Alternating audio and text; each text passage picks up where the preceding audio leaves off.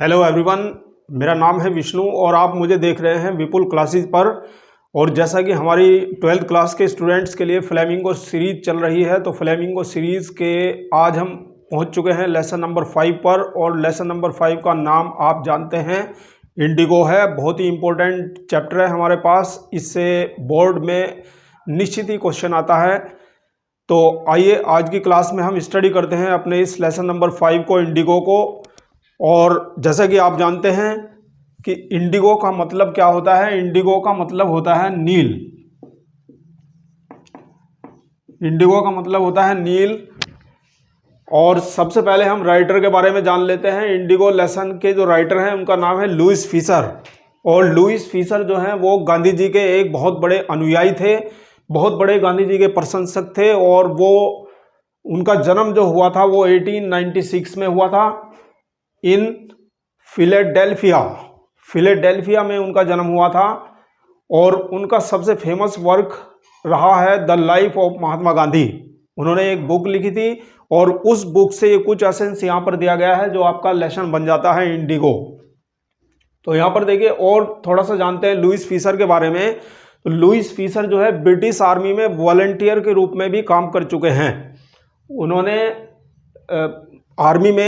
British army में भी काम किया था और गांधी जी के बहुत बड़े अनुयायी थे और गांधी जी के बड़े प्रशंसक थे, इसलिए उन्होंने लिखा था। और गांधी जी के जीवन के ऊपर इससे अच्छी कोई पुस्तक अब तक नहीं लिखी गई थी।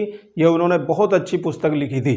तो देखिए हम जान चुके हैं इंडिगो का मतलब क्या है। इंडिगो का मतलब है नील। और नील पहले कैसे बनता था?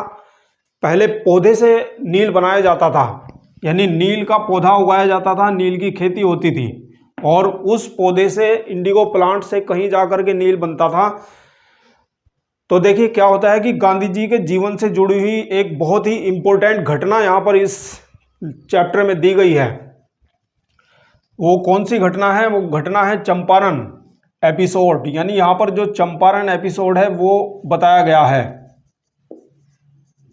चंपारण एपिसोड, चंपारण की घटना के बारे में बताया गया है। गांधी जी के जीवन से जुड़ी हुई बहुत ही महत्वपूर्ण घटना है चंपारण एपिसोड। अब गुरुजी चंपारण क्या है? चंपारण जो है एक गांव है। चंपारण एक विलेज है जो बिहार में पड़ता है और इसका डिस्ट्रिक्ट पड़ता है, ये मोतिहारी डिस्ट्रिक्ट में पड़ता है। मोतिहारी यहाँ पर डिस्ट्रिक्ट है, तो मोतिहारी डिस्ट्रिक्ट में ये विलेज पड़ता है चंपारण। और मोतिहारी जो है डिस्ट्रिक्ट है भैया, और कोर्ट भी यहीं पर लगता है। मोतिहारी में कोर्ट भी लगता है। तो क्या होता है कि गांधी जी इस एपिसोड से पहले इंडिया में इतने ज़्यादा फेमस नहीं थे। After the episode of Champaran he became very famous in India. Champaran episode के बाद ही गांधी जी फेमस हुए थे इंडिया में। इससे पहले उन्हें बहुत ज़्यादा लोग नहीं जानते थे। तो क्या होता है, देखिए गांधी जी आते हैं, लखनऊ में आते हैं। और गांधी जी लखनऊ में कब आते हैं? गांधी जी लखनऊ में आते हैं दिसंबर 1916 में। दिसंबर 1916 में लखनऊ में आते हैं। क्यों आते हैं गुरुजी? तो लखनऊ में क्या हो रहा था? लखनऊ में कांग्रेस कॉन्वेंशन हो रहा था। यानी लखनऊ का एक कॉन्वेंशन बोलते हैं सम्मेलन। लखनऊ में कांग्रेस का सम्मेलन हो रहा था, यानी कांग्रेस पार्टी, जैसे अभी भी पार्टी है कांग्रेस की, तो पहले भी पार्टी थी। तो लखनऊ में कांग्रेस पार्टी का सम्मेलन हो रहा था जहां पर बड़े बड़े लीडर्स हिस्सा लेने के लिए यहां पर इस कॉन्वेंशन में आ रहे थे। और गांधी जी भी यहां पर हिस्सा लेने के लिए लखनऊ में आए थे। अब क्या होता है कि एक गरीब किसान होता है जो चंपारण से बिलोंग करता है, यानी चंपारण गांव से एक गरीब किसान था जिसका नाम था राजकुमार शुक्ला। राजकुमार शुक्ला नाम का एक पुअर पीजेंट भैया किसान को बोलते हैं, फार्मर को बोलते हैं। तो एक नया सिनोनिम्स है यहाँ पर फार्मर का। तो एक गरीब किसान है जो दूसरे किसानों की तरह ही ऑर्डिनरी किसान था, लेकिन ये एक समस्या से परेशान रहता था, जो समस्या उसकी खुद की नहीं थी बल्कि एक सार्वजनिक समस्या थी, और वो समस्या पूरे किसानों की समस्या थी, और वो किसानों की समस्या जो है वो अंग्रेजों से रिलेटेड थी। तो देखिए वो समस्या क्या थी कि बिहार में शेयर क्रॉपिंग सिस्टम चल रहा था।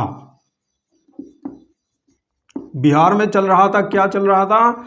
शेयर क्रॉपिंग सिस्टम चल रहा था। शेयर क्रॉपिंग सिस्टम यानी बटाईदारी प्रथा, बटाईदारी प्रथा चल रही थी। और इस बटाईदारी प्रथा के अंतर्गत क्या था कि ब्रिटिश लैंडलॉर्ड्स यानी ब्रिटिश सरकार ने क्या कर रखा था कि प्रत्येक किसान को यानी एक रूल पारित करके रखा था अंग्रेजों ने कि किसान के पास जितनी भी पूरी जमीन है, पूरी उसकी टोटल होल्डिंग है, उसकी पूरी टोटल होल्डिंग्स का 15% इंडिगो उगाना है। यानी अपने 15% यानी जिसके पास जितनी भी जमीन है उस जमीन का 15% इंडिगो उगाएगा, और इंडिगो की खेती करने के बाद जो भी ये इंडिगो उगेगा और इस इंडिगो को एज ए रेंट यानी लगान के तौर पर उसे ब्रिटिश लैंडलॉर्ड्स को देना होगा। ब्रिटिश लैंडलॉर्ड्स अपॉइंट किए गए थे अलग अलग एरिया वाइज। तो क्या था कि ये किसानों से लगान को ये इकट्ठा करते थे, यानी किसानों को के ऊपर ये जाती हो रही थी, जमीन उनकी थी, मेहनत उनकी थी और जमीन उनके हाथ से चली गई थी। समझिए इतने हिस्से में यानी 15% जो है इसमें उनका कोई अधिकार नहीं रहा था, और फोर्सिबली अंग्रेज जो है पूरे दबाव के साथ, पूरे जोर जबरदस्ती के साथ, पूरे अन्याय के साथ किसानों पर ये रूल पारित कर रहे थे कि 15% जो है इंडिगो उगाना ही उगाना है। तो इस तरह से किसानों की एक बहुत बड़ी समस्या थी, और इसी समस्या को लेकर के किसी ने राजकुमार शुक्ला को ये सलाह दी थी कि भैया आपकी समस्या को हल कर सकते हैं तो एक ही आदमी कर सकते हैं, और जिनका नाम है गांधी। अब देखिए होता क्या है कि राजकुमार शुक्ला जो है गांधी जी से बात नहीं कर पाता है। गांधी जी बहुत ज़्यादा बिजी हैं, कांग्रेस कन्वेंशन में बड़े बड़े लीडर्स वहाँ पर आए हुए हैं, लोगों से वो घिरे हुए हैं, और राजकुमार शुक्ला गांधी जी से बात करना चाहता है, लेकिन राजकुमार शुक्ला गांधी जी से यहाँ पर बात नहीं कर सका। अब गांधी जी क्या होता है कि गांधी जी यहाँ से पहुँच जाते हैं कानपुर। अब कानपुर में जब गांधी जी पहुँच जाते हैं तो राजकुमार शुक्ला भी गांधी जी के पीछे पीछे कानपुर पहुँच जाता है, लेकिन वहाँ पर भी बहुत ज़्यादा बिजी हैं गांधी जी, पूरी तरह से शेड्यूल बिजी है, यानी पूरी तरह से घिरे हुए हैं लोगों से, और राजकुमार शुक्ला यहाँ पर भी गांधी जी से बात नहीं कर पाया। अब गांधी जी क्या होता है, कानपुर से पहुँच जाते हैं अहमदाबाद।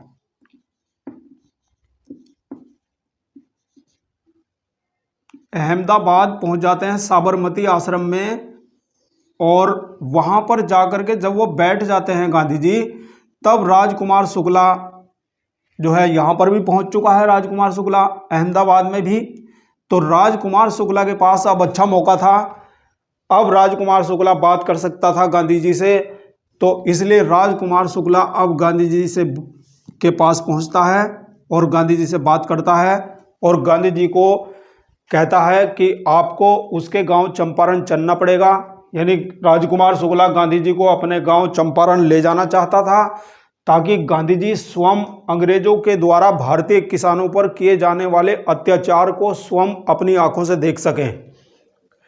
तो गांधी जी का शेड्यूल पूरी तरह से बिजी था, यानी गांधी जी एकदम से उसके साथ नहीं चल सकते थे, इसलिए अब गांधी जी उससे बोलते हैं राजकुमार शुक्ला से, क्योंकि वो बहुत ज़्यादा प्रभावित हो चुके हैं राजकुमार शुक्ला से, कई हफ्ते हो चुके हैं गांधी जी के पीछे लगे हुए उसे।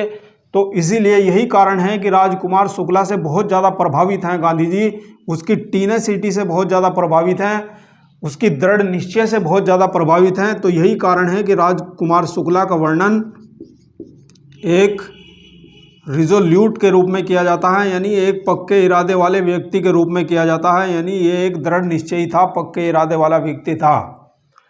तो अब गांधी जी उससे कहते हैं कि देखो भाई, अभी मैं आपके साथ नहीं चल सकता हूं, लेकिन मैं आपसे ये वादा करता हूं कि जब मैं कोलकाता में आऊँगा, फला फला डेट में मैं आऊँगा, तो आप मुझे वहां पर कोलकाता में मिलना,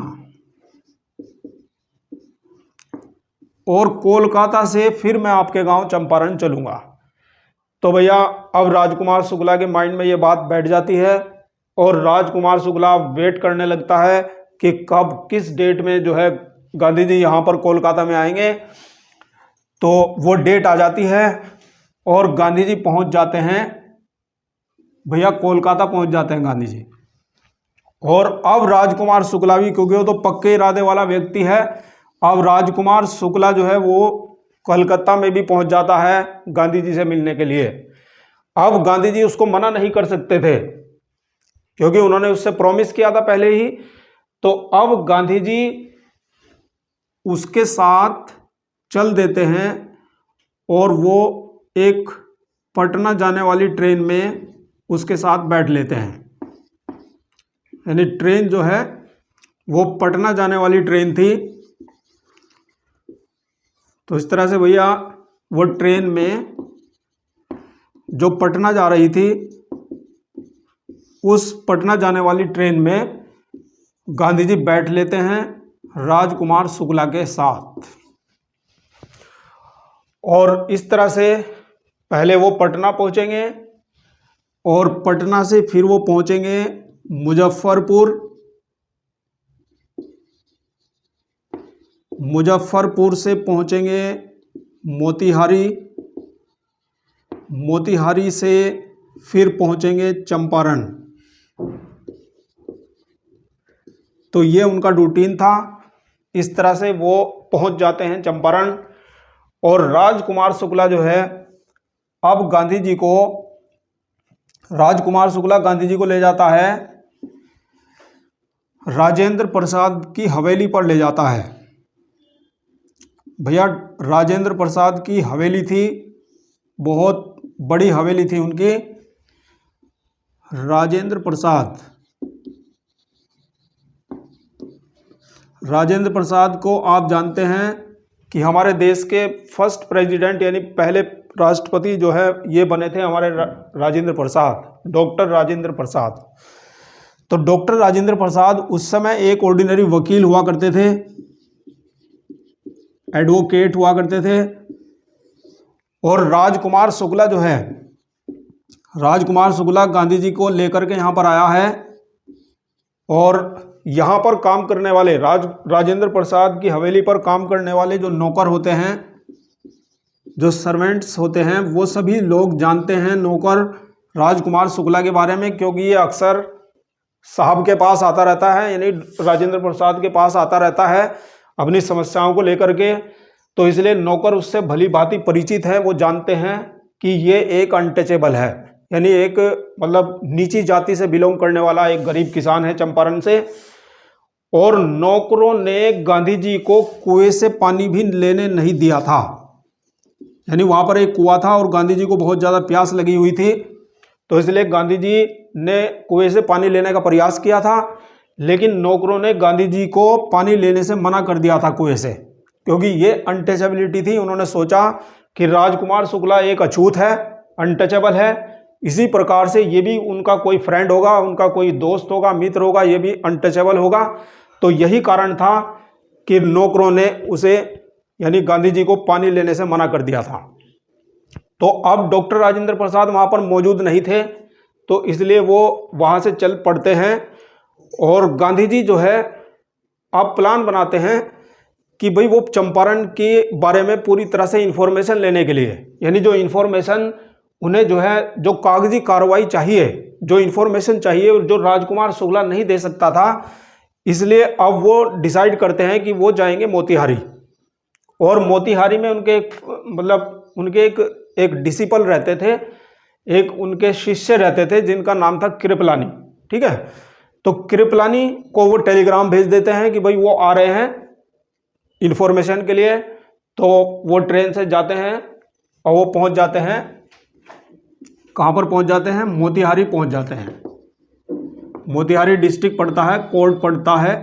तो मोतिहारी के स्टेशन पर जब ये उतरते हैं तो वहाँ पर उनका जो डिसिपल है, गांधी जी का जो शिष्य है जेबी कृपलानी, वो अपने कुछ स्टूडेंट्स के साथ में वहाँ पर पहले से ही खड़े हुए हैं। कृपलानी, ठीक है भैया। ये कृपलानी जो हैं उनके डिसिपल हैं, उनके शिष्य हैं, और वो अपने स्टूडेंट्स के साथ में गांधी जी का वेलकम करने के लिए यहाँ पर आया है, यानी उनको रिसीव करने के लिए लाया है। अब आगे देखिए क्या होता है। अब देखिए भैया, जो कृपलानी होते हैं, जो डिसिपल होते हैं गांधी जी के, वो ले जाते हैं गांधी जी को, अब ले जाते हैं प्रोफेसर मलकानी के घर पर ले जाते हैं। प्रोफेसर होते हैं जिनका नाम होता है मलकानी, और ये प्रोफेसर होते हैं यानी सरकारी स्कूल के टीचर होते हैं। और यहाँ पर गांधी जी 2 दिन रहते हैं, मलकानी के घर पर 2 दिन बिताते हैं, 2 डेज। तो यहाँ पर गांधी जी मलकानी के घर पर हैं, तो धीरे धीरे ये खबर फैल जाती है, आसपास के सभी गांव में फैल जाती है कि यहाँ पर गांधी जी आए हुए हैं। तो आसपास के गांव के जो किसान होते हैं, जो पीजेंट्स होते हैं, वो गांधी जी का वेलकम करने के लिए यहाँ पर आए हैं। गांधी जी को वो ले जाना चाहते हैं अपने साथ, अपने गांव में स्थिति का मुआयजा कराने के लिए। और किसानों के साथ साथ अब कुछ एडवोकेट्स भी गांधी जी से मिलने के लिए यहाँ पर आते हैं। और एडवोकेट्स में कौन कौन आते हैं? एडवोकेट्स में मुख्य आदमी थे डॉक्टर राजेंद्र प्रसाद,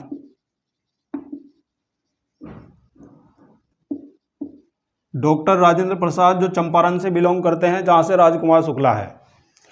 तो ये भी आए हैं मिलने के लिए। और दूसरे वकील हैं भैया जो आते हैं, उनका नाम है ब्रिज किशोर बाबू। ये ब्रिज किशोर बाबू ये भी एडवोकेट हैं। और मौलाना हक भी आते हैं, मौलाना हक। तो ये इस तरह के कुछ खास एडवोकेट्स हैं वहाँ पर, उस इलाके के मोतिहारी में ये सभी प्रैक्टिस करते हैं। और ये पूरा जत्था जो है गांधी जी से मिलने के लिए आया है और समस्या के बारे में इन्हें बताने आए हैं गांधी जी को। लेकिन गांधी जी समस्या सुनने के बाद इन्हें फटकार लगाते हैं, इन सब वकीलों को। वो धमकाते हैं कि भैया आप इन गरीब किसानों से, जो किसान यहाँ पर हैं, इनसे आप बहुत ज़्यादा फीस वसूल करते हैं। तो गांधी जी इनको फटकार लगाते हैं। अब फिर क्या होता है कि गांधी जी को कहीं से खबर मिलती है कि नियर बाय विलेज, यानी पास के किसी गांव में एक गरीब किसान था, एक पुअर पीजेंट था, जिसके साथ में बहुत ही इनजस्टिस, यानी इसकी बहुत बुरी तरह से पिटाई की गई थी ब्रिटिश लैंडलॉर्ड्स के द्वारा, यानी अंग्रेज जमींदारों ने उस किसान की पिटाई की थी। तो इसलिए गांधी जी अब उसे देखने के लिए उस गांव की तरफ जा रहे थे। तो वो जा रहे हैं, अब दूसरे किसान भी जो है उनके साथ में हैं। अब क्या होता है कि रास्ते में उन्हें एक अंग्रेज अधिकारी मिलता है, एक ब्रिटिश ऑफिसर मिलता है। और वो ब्रिटिश ऑफिसर जो है उनको एक नोटिस देता है। और वो नोटिस ये था कि अंग्रेज़ों ने गांधी को वापस जाने के लिए, यानी चंपारण में एंट्री न करने का नोटिस दिया था कि आप चंपारण में बिल्कुल एंट्री ना करना, और यदि आप चंपारण में एंट्री करोगे तो आप भी फंस जाओगे। तो क्या होता है कि इस नोटिस को डिसओबे कर देते हैं गांधी जी, डिसओबे कर देते हैं, यानी अंग्रेजों के इस नोटिस का पालन गांधी जी नहीं करते हैं और डिसओबे करके वो आगे बढ़ जाते हैं, उस किसान से मिलने के लिए चले जाते हैं। यानी खुल्लम खुल्ला यहाँ पर चैलेंज गांधी जी कर देते हैं अंग्रेजों के खिलाफ। और वो सोचते हैं कि वो उनको उन्हीं के देश में आदेश नहीं दे सकते। तो अब क्या होता है कि अब गांधी जी जब इसको नोटिस को डिसओबे कर देते हैं, तो अब गांधी जी के नाम के वारंट कट जाते हैं, यानी उनको गिरफ्तारी के आदेश आ जाते हैं। अब गांधी जी की गिरफ्तारी के आदेश जब आ जाते हैं, तो ये मतलब जो उनके फ्रेंड्स हैं वो मतलब गांधी जी को सलाह दे रहे हैं कि आप यहाँ से चले जाइए जब तक मामला ठंडा पड़ता है, या कहीं पर आप अपने आप को नज़रबंद कर दें। तो अलग अलग तरह की उनको सलाह दी जा रही हैं, लेकिन गांधी जी तो किसी की नहीं सुनते हैं। वो उन्हें पता है, वो कहते हैं कि देखो मैंने कुछ गलत नहीं किया है, मैं ह्यूमैनिटी के लिए यानी मानवता की भलाई के लिए कुछ कर रहा हूँ, और मैंने कुछ गलत नहीं किया है जो मैं छिपूं। तो इससे पहले अंग्रेज मुझे गिरफ्तार करें, मैं पहले ही सरेंडर कर देता हूं, यानी मैं आत्मसमर्पण कर देता हूं, यानी मैं ही जा रहा हूं। अब वो अपने आप को कोर्ट में पेश करने के लिए जा रहे हैं। तो भैया कोर्ट में पेश करने के लिए वो जाते हैं। तो आइए देखिए, बहुत बड़ा एपिसोड होता है, किस तरह से वो उनके साथ कैसे ट्रीट करते हैं अंग्रेज लोग। आइए हम देखते हैं आगे। अब देखिए क्या होता है कि गांधी जी अपने आप को सरेंडर करने के लिए मोतिहारी कोर्ट में जा रहे हैं, और लोगों को जैसे जैसे किसानों को पता चल रहा है तो किसान भी उनके साथ बढ़ते चले जा रहे हैं, आते चले जा रहे हैं। अब गांधी जी क्या होता है कि मोतिहारी कोर्ट में अपने आप को सरेंडर करने से पहले मिले थे ब्रिटिश लैंडलॉर्ड्स एसोसिएशन से मिले थे। ब्रिटिश लैंडलॉर्ड्स के एसोसिएशन से उन्हें कोई रेस्पॉन्स नहीं मिला था,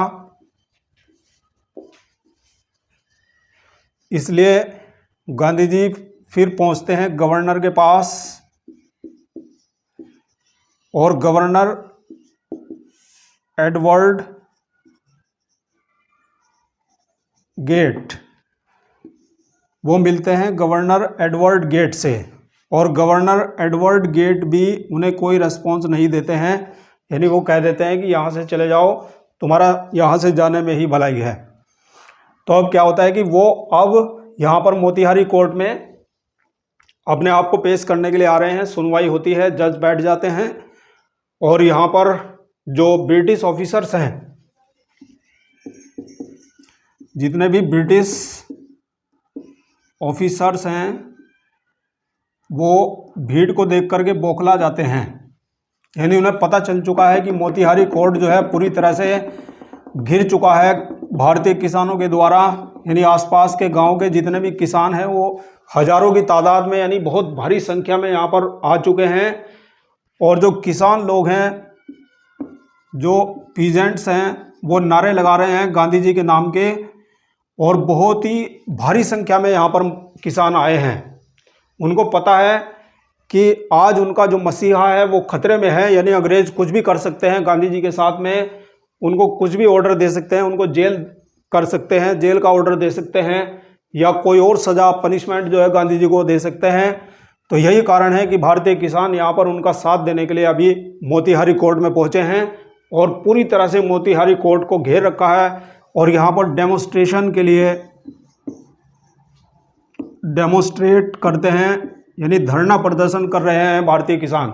अब ये बात जो है ब्रिटिश ऑफिसर्स बहुत अच्छे से जानते हैं, और भारी तादाद को देख करके ब्रिटिश ऑफिसर्स वर बैफ्ड, वो बौखला जाते हैं, और उस समय जो है वो केस को टाल देते हैं, यानी सुनवाई जो है किसी और दिन होगी, ये कह देते हैं। लेकिन गांधी जी कहते हैं कि ऐसा नहीं, केस की सुनवाई तो आज ही होनी है, आज ही केस की सुनवाई कीजिए।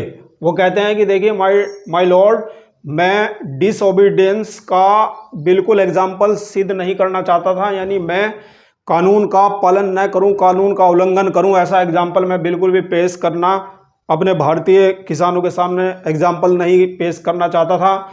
लेकिन वहाँ पर मेरे देशवासी की बात थी, यानी मेरे देश और देशवासी की बात थी, इसलिए मैं नोटिस को डिसओबीडियंस करके वहाँ पर पहुँचा था।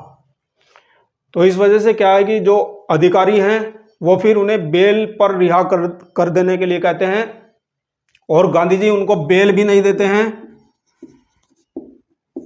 और बेल जब गांधी जी ने नहीं दिया फिर भी गांधी जी को उन्होंने जो है रिहा कर दिया था। लेकिन उससे पहले उन्होंने गांधी जी के सामने बैक किया था, गांधी जी के सामने सारे ब्रिटिश ऑफिसर जो है वो गिड़गिड़ाए थे भीड़ पर कंट्रोल करने के लिए, और फिर गांधी जी भीड़ पर कंट्रोल करने के लिए आते हैं, और सभी भाइयों को, यानी सभी भारतीय किसानों को शांत कर देते हैं कि भाइयों मैं आपके लिए बात कर रहा हूं अंदर।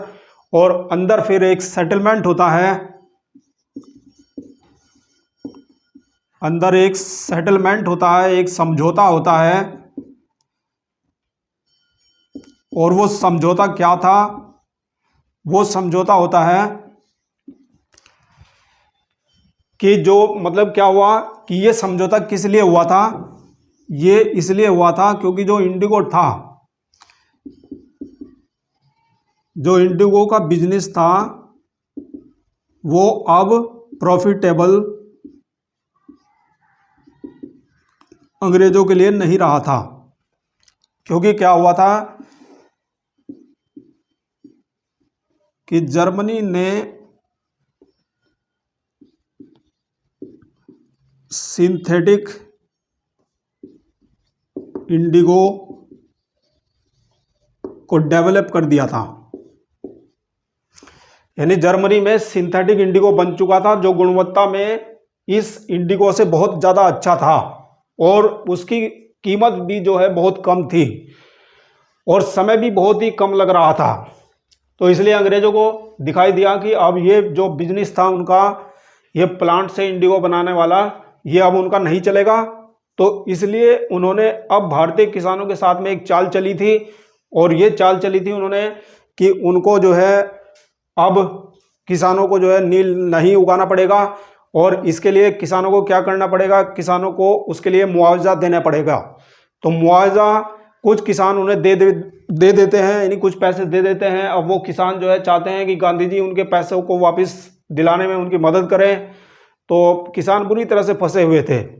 तो यहाँ पर ये सेटलमेंट होता है, यानी जो अंग्रेज अधिकारी हैं वो चाहते हैं कि जो किसान वर्ग है वो 50% वापिस करे। यानी ये जो सेटलमेंट था, फिर मतलब अंग्रेज चाहते थे 50% वापिस करें, यानी 50% मुआवजा दें भारतीय किसान। लेकिन गांधी जी ने कहा था कि 25% refund to the peasant, refund to the peasant, यानी इस 25% के धन वापसी के समझौते पर गांधी जी एग्री हो गए थे और गांधी जी ने इस पर अपने साइन कर दिए थे। यानी Gandhi ji was agreed with 25% refund to the peasant settlement, और 25% धन वापसी के समझौते पर एकदम से गांधी जी ने क्यों साइन कर दिए थे, क्यों सिग्नेचर कर दिए थे? क्योंकि उन्हें पता था कि ये 25% जो ये मनी है ये उनके लिए लेस इम्पोर्टेंट थी, less important then the land.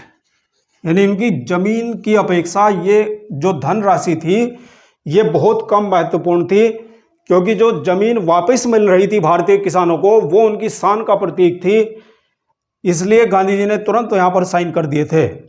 तो इस तरह से यहाँ पर गांधी जी सफल हुए थे इस शेयर क्रॉपिंग सिस्टम को एबोलिश करने में। यानी यहाँ पर ये जो शेयर क्रॉपिंग सिस्टम चल रहा था, ये जो इंडिगो की उगाई चल रही थी, अब ये नहीं होगी। सभी भारतीय किसानों को उनकी जमीन वापस मिल चुकी थी। और यहाँ से गांधी जी स्वयं कहते हैं कि ये जो चंपारण एपिसोड है ये एक टर्निंग पॉइंट है मेरे जीवन का।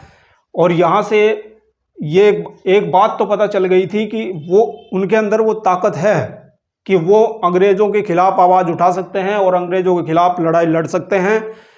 और इसीलिए वो कहते हैं कि जो भारतीय किसानों का जो डर है वो डर से आज़ादी किसानों को चाहते हैं, क्योंकि डर से आज़ादी जो है वो बहुत ज़्यादा महत्वपूर्ण होती है किसी भी लीगल जस्टिस से। तो तभी वो कहते हैं कि freedom from fear is more important then any legal justice. तो अगर उनका जो फियर है वो समाप्त हो जाएगा भारतीय किसानों का, तो तब वो जो है अपनी लड़ाई खुद ही लड़ सकते हैं, यानी अपने अन्याय के खिलाफ अपनी आवाज़ खुद ही उठा सकते हैं और एक दिन बहुत बड़ी जीत हासिल कर सकते हैं। ये सब कुछ गांधी जी को पता चल चुका था। और अब गांधी जी जो है चंपारण में जो है निरीक्षण करते हैं और चंपारण में पाते हैं कुछ बुराइयां। और उस समय चंपारण में जो विशेष रूप से प्रॉब्लम थी वो प्रॉब्लम चल रही थी, वहाँ पर शिक्षा की समस्या थी, यानी वहाँ पर कोई स्कूल नहीं था। तो इसलिए जो है चंपारण के एरिया में 6 स्कूल्स जो है गांधी जी ओपन करते हैं। गांधी जी ने 6 स्कूल वहाँ पर खुलवाए थे चंपारण के इलाके में, और उनकी वाइफ कस्तूरबा भी वहाँ पर पहुँची थी। लोगों को जो है अवेयरनेस, लोगों में अवेयरनेस फैलाने के लिए वो शिक्षा देती है उन्हें, मतलब क्लीनलीनेस की शिक्षा देती है, किस तरह से हाइजेनिक, किस तरह से सैनिटाइजेशन होता है, तो वो सब जो है वहाँ पर करवाते हैं और चंपारण का हुलिया बदल देते हैं। तो माय डियर स्टूडेंट्स, इसी के साथ हमारे इंडिगो लेसन की समाप्ति होती है, यहीं पर स्टोरी समाप्त होती है। यदि आपको स्टोरी अच्छी लगी है तो आप थम्स अप किए बिना मत जाइएगा, और यदि आपने चैनल पर पहली बार विजिट किया है तो आप चैनल को सब्सक्राइब करिएगा। इंग्लिश की लगभग सभी वीडियोस के लिए, सभी ग्रामर वीडियोस के लिए और लिटरेचर वीडियोस के लिए बेल आइकॉन को प्रेस करें, जिससे कि नोटिफिकेशन आप तक पहुंच सके। और यदि आपको चैनल अच्छा लगता है तो आप शेयर करिए, लाइक करिए। विपुल क्लासेस आपकी सेवा में इसी प्रकार से तत्पर रहेगा, बिना किसी पेमेंट के आपको एकदम फ्री में वीडियोज़ मिलेंगी। आप लगातार वीडियोज़ वॉच करते रहें। Thank you very much for watching this video. मिलते हैं नेक्स्ट सेशन में नेक्स्ट वीडियो के साथ।